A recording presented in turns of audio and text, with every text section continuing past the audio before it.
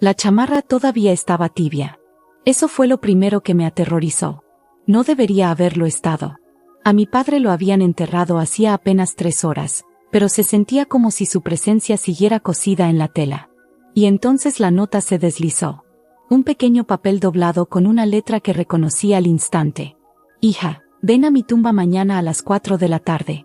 Mi respiración se hizo añicos en el pecho. Me llamo Aurelia y, hasta este preciso momento, creía cada palabra que me dijeron sobre la muerte de mi padre, que fue tranquila, que fue natural, que no ocurrió nada extraño. Mi madrastra repetía esa historia como una línea ensayada. El hospital la confirmó sin dudar. Pero mientras sostenía esa nota temblorosa entre mis dedos, una verdad me recorrió la espalda como hielo. Mi padre escribió esto después de haber sido oficialmente declarado muerto. Algo estaba mal. Horriblemente mal.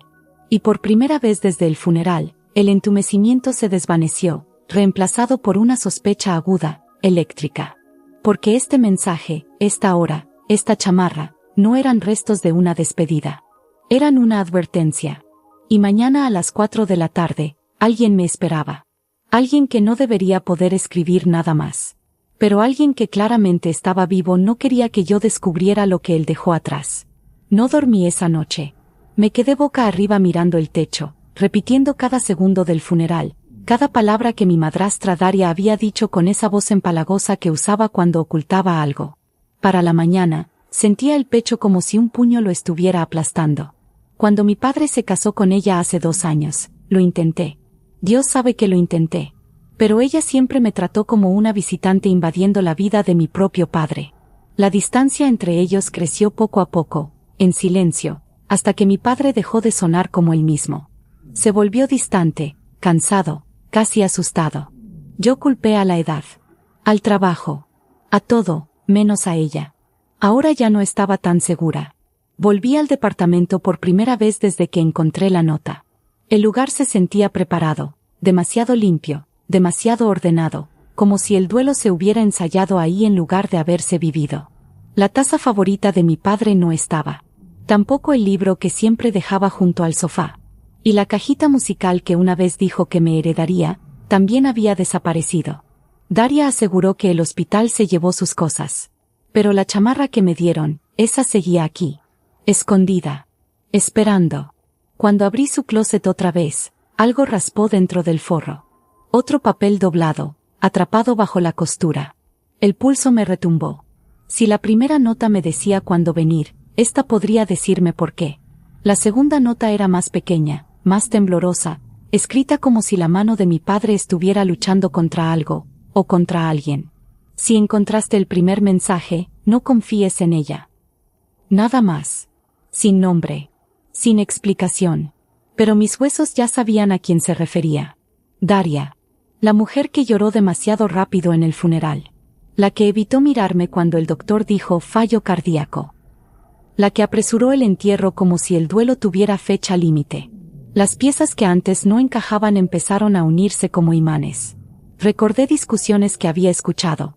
Ella exigiendo dinero que él no tenía, él negándose, su furia derramándose en susurros venenosos.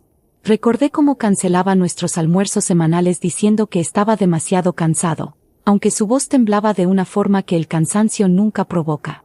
Y luego, cómo todo se detuvo de repente. Sus llamadas. Sus mensajes. Su sonrisa.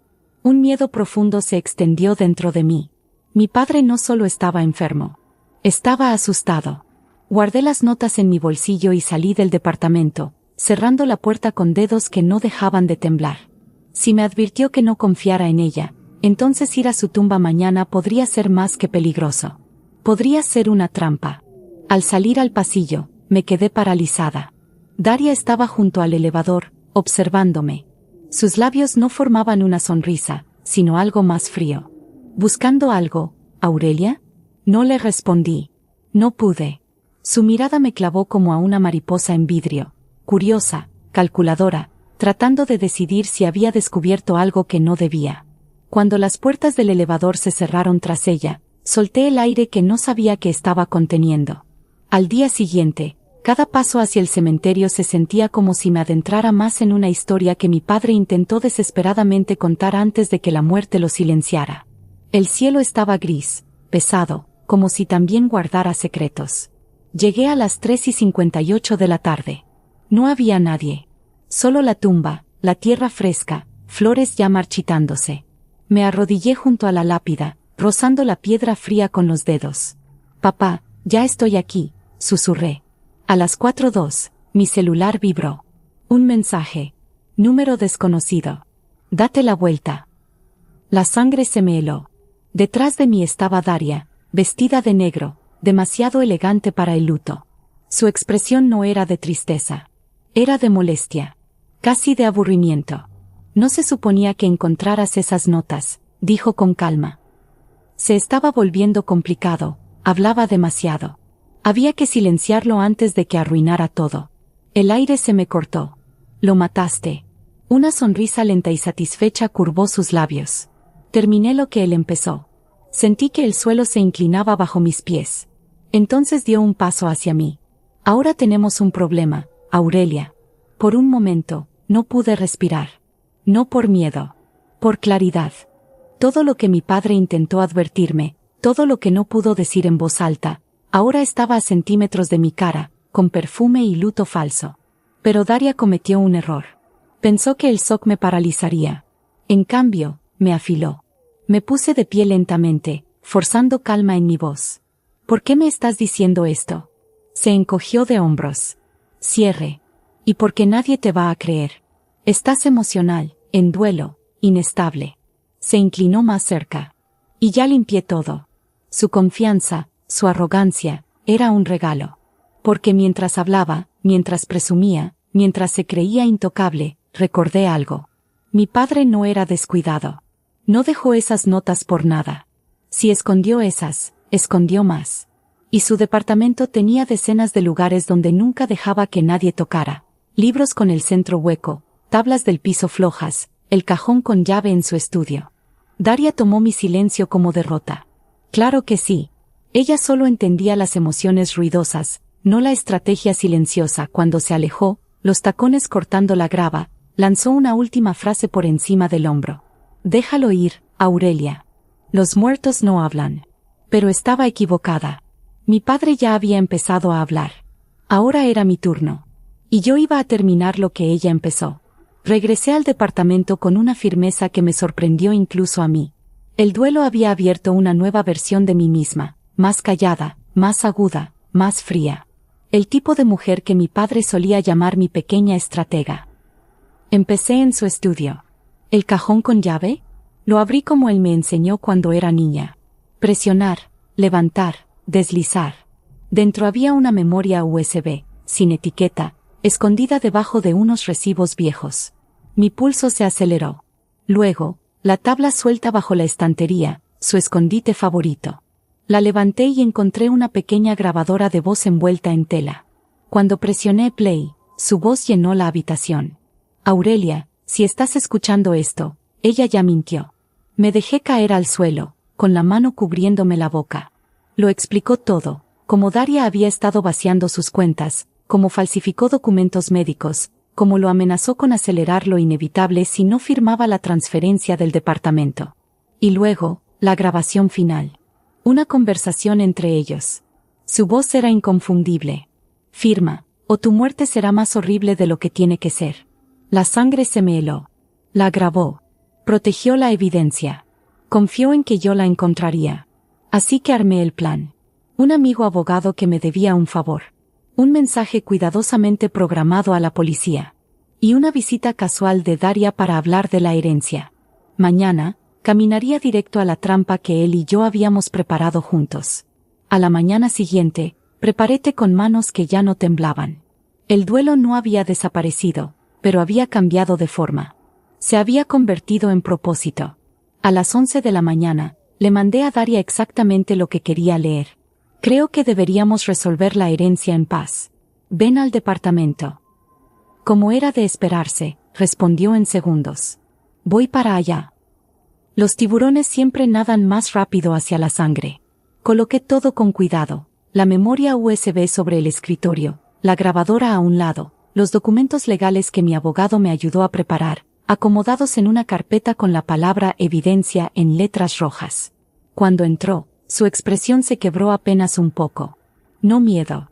No culpa. Molestia. ¿Sigues persiguiendo fantasías? Se burló, dejando su bolso en el sofá. Señalé el escritorio. No son fantasías. Son sus palabras. Miró la grabadora, y se quedó inmóvil. Por primera vez, algo brilló en sus ojos. Reconocimiento. Luego miedo. No tienes derecho a... Él me los dio, la interrumpí suavemente. Su voz, su historia, su prueba. La puerta detrás de ella se abrió. 2 policías entraron. Mi abogado lo siguió. Daria se giró hacia mí, la traición deformando su rostro. ¿Qué hiciste? La miré, firme, sin parpadear. Escuchar a los muertos. Su garganta se movió al comprenderlo. Esto no era una conversación. Era jaque mate. Por un momento, no se movió. Solo se quedó ahí, respirando demasiado rápido, como un depredador que por fin entiende que la jaula siempre estuvo a su alrededor, no alrededor mío. Los oficiales le leyeron los cargos: fraude, coerción, intento de homicidio. Pero el golpe final llegó cuando mi abogado abrió la carpeta y deslizó un documento sobre la mesa. Un estado de cuenta. Su firma. Transferencias falsificadas. El rostro de Daria se derrumbó. «¿Planeaste todo esto?», susurró, con la voz quebrada. «No», dije en voz baja. «Él lo hizo. Yo solo lo terminé». Cuando la esposaron, se revolvió furiosa. «Pequeña idiota». Él era débil. Iba a morir de todos modos. Di un paso hacia ella, bajando la voz hasta volverla filo. No murió porque fuera débil.